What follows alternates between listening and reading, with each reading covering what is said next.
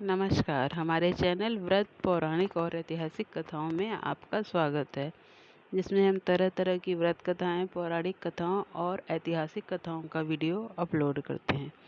हमारी आज की ऐतिहासिक कथा सम्राट अशोक के जीवन पर आधारित है।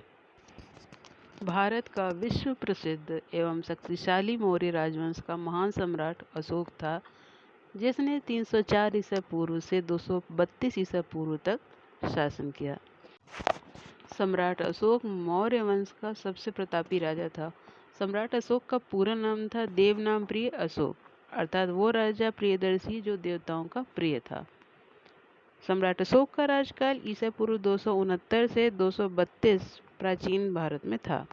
मौर्य वंश के चक्रवर्ती सम्राट अशोक राज्य का मौर्य साम्राज्य उत्तर में हिंदू कुश तक्षशिला की श्रेणियों से लेकर दक्षिण में गोदावरी नदी, सुवर्णगिरी पहाड़ी के दक्षिण और मैसूर तक तथा पूर्व में बांग्लादेश, पाटलिपुत्र से पश्चिम में अफगानिस्तान, ईरान, बलूचिस्तान तक पहुंच गया था। सम्राट अशोक का साम्राज्य आज का संपूर्ण भारत, पाकिस्तान, अफगानिस्तान, नेपाल, बांग्लादेश, भूटान, म्यांमार के अधिकांश भूभाग पर था। यह विशाल साम्राज्य उस समय तक से आज तक का सबसे बड़ा भारतीय साम्राज्य रहा है। चक्रवर्ती सम्राट अशोक विश्व के सभी महान और शक्तिशाली सम्राटों और राजाओं की पंक्तियों में हमेशा शीर्ष स्थान पर ही रहे हैं। सम्राट अशोक ही भारत के सबसे शक्तिशाली और महान सम्राट हैं। सम्राट अशोक को चक्रवर्ती सम्राट अशोक कहा जाता है, जिसका अर्थ है सम्राटों के सम्राट, और यह स्थान भारत में केवल सम्राट अशोक को मिला है। सम्राट अशोक को अपने विस्तृत साम्राज्य के बेहतर कुशल प्रशासन और बौद्ध धर्म के प्रचार के लिए भी जाना जाता है। सम्राट अशोक ने संपूर्ण एशिया में और आज के सभी महाद्वीपों में बौद्ध पंथ का प्रचार किया था। सम्राट अशोक के संदर्भ के स्तंभ एवं शिलालेख आज भी भारत के कई स्थानों पर दिखाई देते हैं। इसलिए सम्राट अशोक की ऐतिहासिक जानकारी अन्य किसी भी सम्राट या राजा से बहुत व्यापक रूप में मिल जाती है। सम्राट अशोक प्रेम, सहिष्णुता, सत्य, अहिंसा और शाकाहारी जीवन प्रणाली के सच्चे समर्थक थे। इसीलिए उनका नाम इतिहास में महान परोपकारी सम्राट के रूप में दर्ज हो चुका है। ये जो आज भी नेपाल में जो गौतम बुद्ध का जन्म स्थल है, लुम्बिनी में मायावती मंदिर के पास सारनाथ बौद्ध मंदिर में बोधगया, कुशीनगर एवं आदि श्रीलंका, थाईलैंड, चीन, इन देशों में आज भी अशोक स्तंभ के रूप में देखे जा सकते हैं। सम्राट अशोक ने बौद्ध धर्म का प्रचार भारत के अलावा श्रीलंका, अफगानिस्तान, पश्चिम एशिया, मिस्र और यूनान में भी करवाया। सम्राट अशोक अपने पूरे जीवन में एक भी युद्ध नहीं हारे। सम्राट अशोक के ही समय में 23 विश्वविद्यालयों की स्थापना की गई, जिसमें तक्षशिला, नालंदा, विक्रमशिला, कंधार आदि विश्वविद्यालय प्रमुख थे। इन्हीं विश्वविद्यालयों में विदेश से कई छात्र शिक्षा पाने भारत आया करते थे। ये विश्वविद्यालय उस समय के उत्कृष्ट विश्वविद्यालय थे। शिलालेख प्रारंभ करने वाले सम्राट अशोक पहले शासक थे। सम्राट अशोक ने सर्वप्रथम बौद्ध पंथ के जो सिद्धांत लागू किए वो आज भी कार्यरत हैं। सम्राट अशोक ने अपने पुत्र महेंद्र और पुत्री संघमित्रा को बौद्ध धर्म के प्रचार के लिए श्रीलंका भेजा। चक्रवर्ती सम्राट अशोक बिंदुसार और रानी धर्मा का पुत्र था। लंका की परंपरा में बिंदुसार की 16 पटरानियों और 101 पुत्रों का उल्लेख है। पुत्रों में केवल 3 के नाम उल्लेख हैं। वे हैं सुसीम जो सबसे बड़ा था, अशोक और तिष्य। तिष्य अशोक का सहोदर भाई और सबसे छोटा था। एक दिन धर्मा को स्वप्न आया कि उसका बेटा एक बहुत बड़ा सम्राट बनेगा। इसके बाद उसे राजा बिंदुसार ने अपनी रानी बना लिया। चूंकि धर्मा क्षत्रिय कुल से नहीं थी, अतः उसको कोई विशेष स्थान राजकुल में प्राप्त नहीं था। अशोक के कई सौतेले भाई बहन थे। बचपन में उनमें कड़ी प्रतिस्पर्धा रहती थी। अशोक के बारे में कहा गया है कि वो बचपन से सैन्य गतिविधियों में प्रवीण था।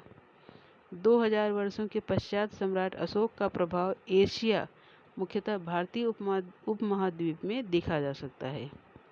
अशोक काल में उकेरा गया प्रतीकात्मक चिन्ह, जिसे हम अशोक चिन्ह के नाम से भी जानते हैं, आज भारत का राष्ट्रीय चिन्ह है।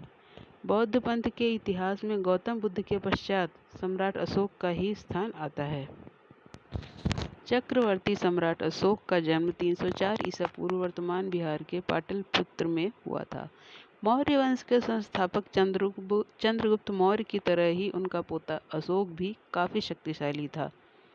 अशोक ने अपने राज्य को पूरे अखंड भारतवर्ष में फैलाया और पूरे भारत पर एक छत्र राज किया।